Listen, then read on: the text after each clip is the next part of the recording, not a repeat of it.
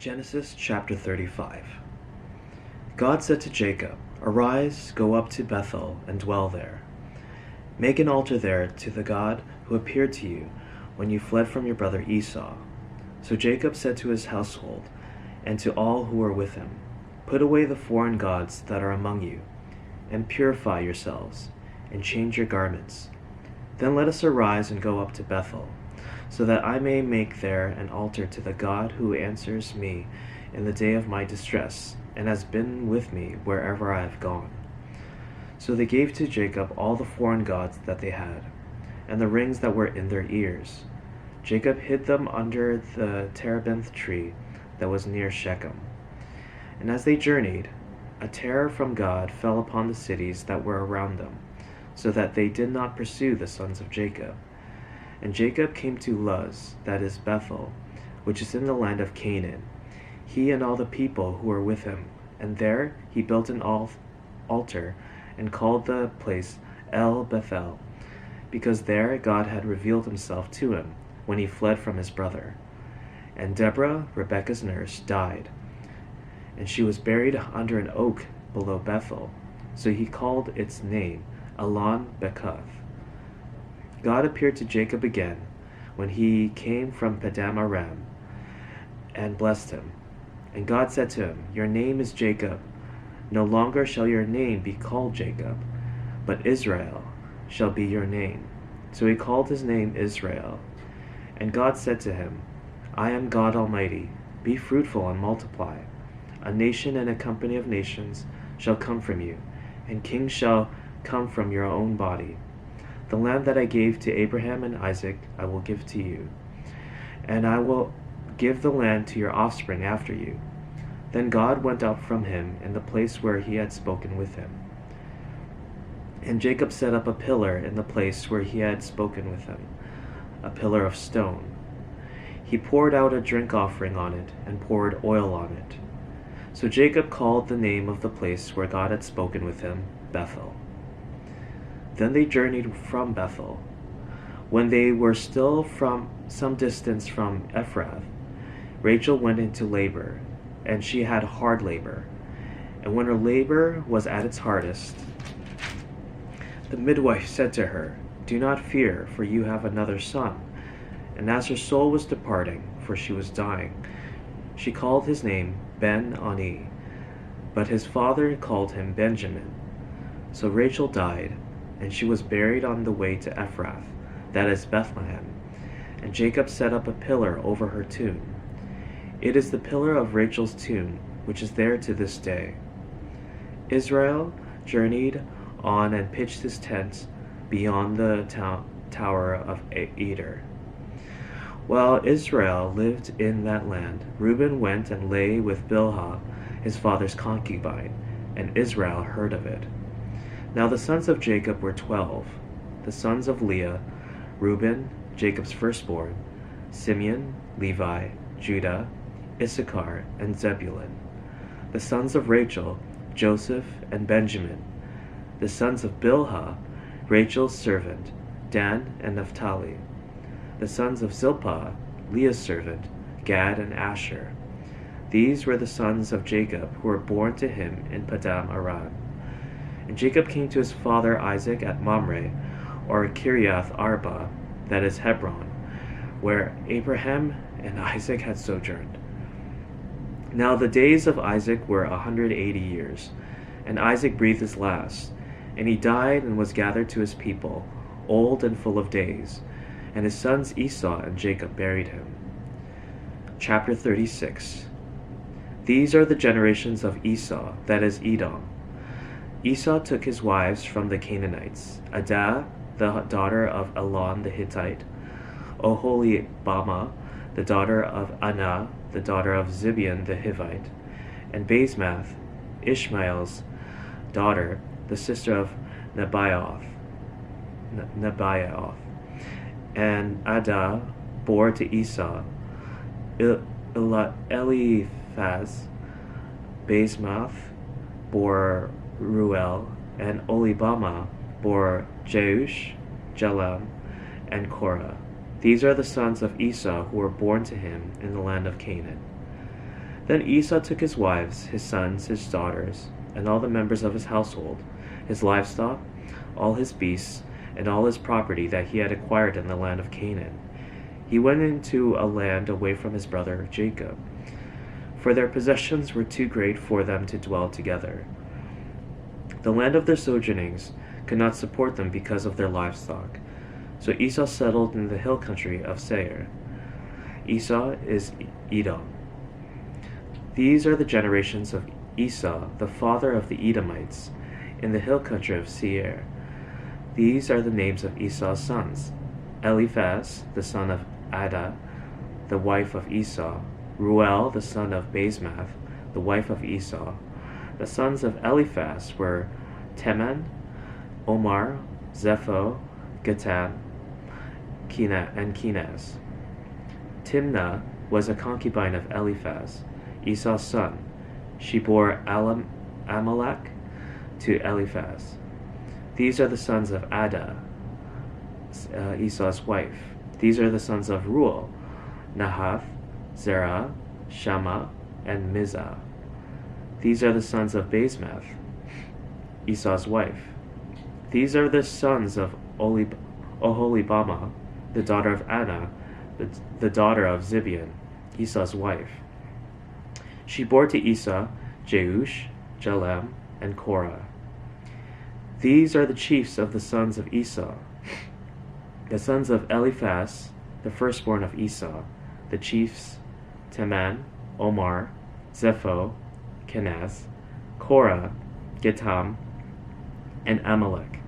These are the chiefs of Eliphaz in the land of Edom. These are the sons of Adah.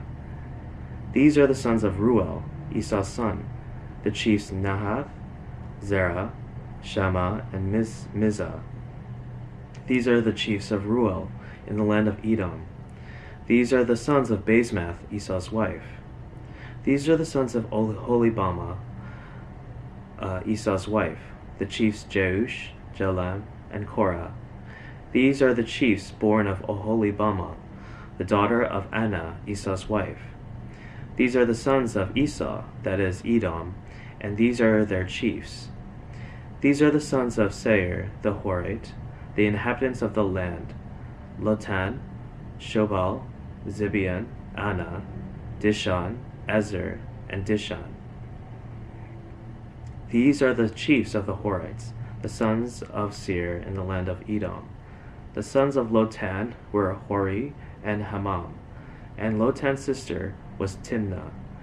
These are the sons of Shobal: Alvan, Manahath, Ebal, Shepho, and Onam. These are the sons of Zibeon: Ai, and Anna. He is the Anna who found the hot springs in the wilderness as he pastured the donkeys of Zibeon his father. These are the children of Anna: Dishon and Oholibamah, the daughter of Anna. These are the sons of Dishon: Hemdan, Eshban, Ithran, and Sharon. These are the sons of Ezer, Bilhan, Zaavan, and Akan. These are the sons of Dishon, Uz, and Aran. These are the chiefs of the Horites, the chiefs Lotan, Shobal, Zibeon, Anna, Dishon, Ezer, and Dishan. These are the chiefs of the Horites, chief by chief, in the land of Seir. These are the kings who reigned in the land of Edom, before any king reigned over the Israelites. Bela, the son of Beor, reigned in Edom, the name of his city being Dinhabah. Bela died, and Jobab, the son of Zerah, the Bozrah, reigned in his place. Jobab died, and Husham of the land of the Temanites reigned in his place. Husham died, and Hadad, the son of Bedad, who defeated Midian in the country of Moab, reigned in his place.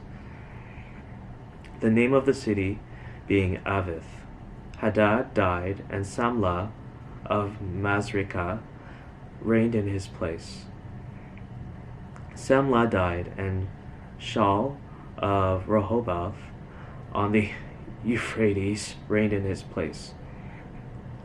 Shaul died, and Baal-Hanan, the son of Achbor, reigned in his place. Baal-Hanan, the son of Achbor, died, and Hadar reigned in his place. The name of his city being Pau. His wife's name was Mehetabel, the daughter of Matred, daughter of Mezahab. These are the names of the chiefs of Esau, according to their clans and their dwelling places.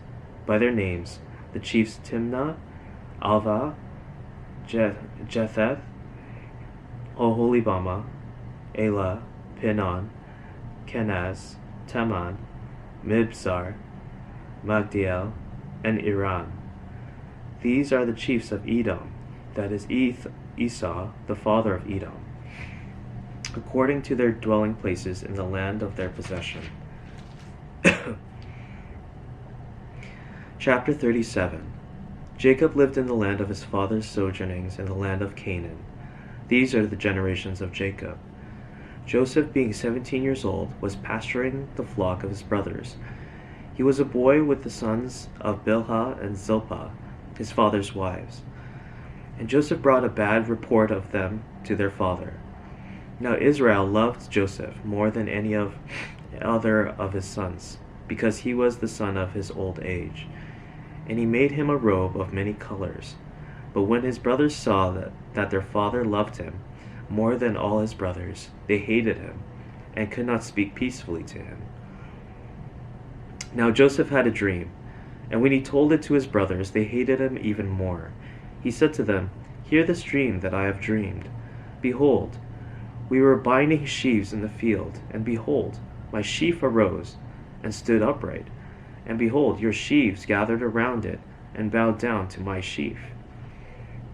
His brothers said to him, "Are you indeed to reign over us?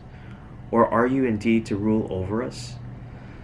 So they hated him even more for his dreams and for his words. Then he dreamed another dream and told it to his brothers, and said, "Behold, I have dreamed another dream. Behold, the sun, the moon, and 11 stars were bowing down to me." But when he told it to his father and to his brothers, his father rebuked him and said to him, "What is this dream that you have dreamed? Shall I and your mother and your brothers indeed come to bow ourselves to the ground before you?" And his brothers were jealous of him, but his father kept the saying in mind. Now his brothers went to pasture their father's flock near Shechem. And Israel said to Joseph, "Are not your brothers pasturing the flock at Shechem? Come, I will send you to them." And he said to him, "Here I am." So he said to him, "Go now, see if it is well with your brothers and with the flock, and bring me word." So he sent him from the valley of Hebron, and he came to Shechem. And the man found him wandering in the fields. And the man asked him, "What are you seeking?" "I am seeking my brothers," he said. "Tell me, please, where are you pasturing the flock?" And the man said, "They have gone away, for I heard them say, 'Let us go to Dothan.'" So Joseph went after his brothers, and found them at Dothan. They saw him from afar, and before he came near to them, they conspired against him to kill him. They said to one another, "Here comes this dreamer. Come now, let us kill him, and throw him into one of the pits. Then we will say that a fierce animal has devoured him, and we will see what will become of his dreams." But when Reuben heard it, he rescued him out of their hands, saying, "Let us not take his life." And Reuben said to them, "Shed no blood. Throw him into this pit here in the wilderness. Do not lay a hand on him, that he might rescue him out of their hand to restore him to his father."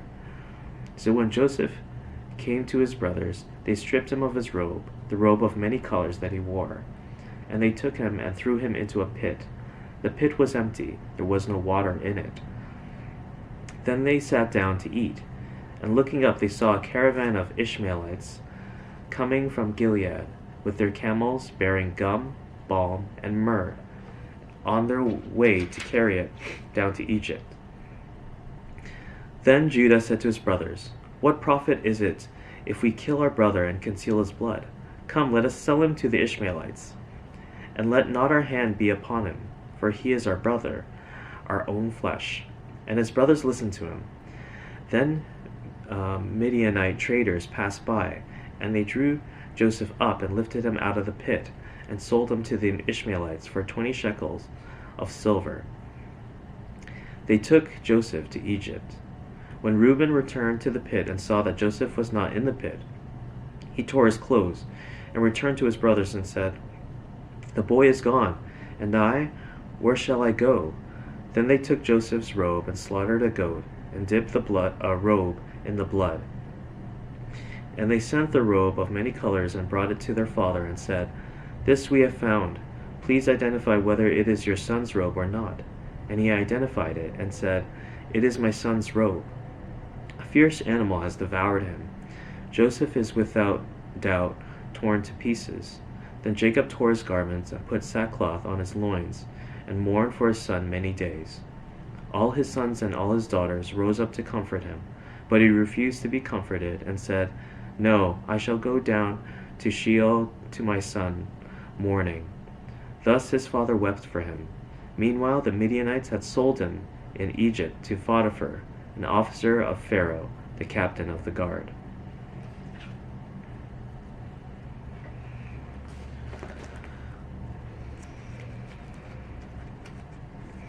Psalms chapter 11.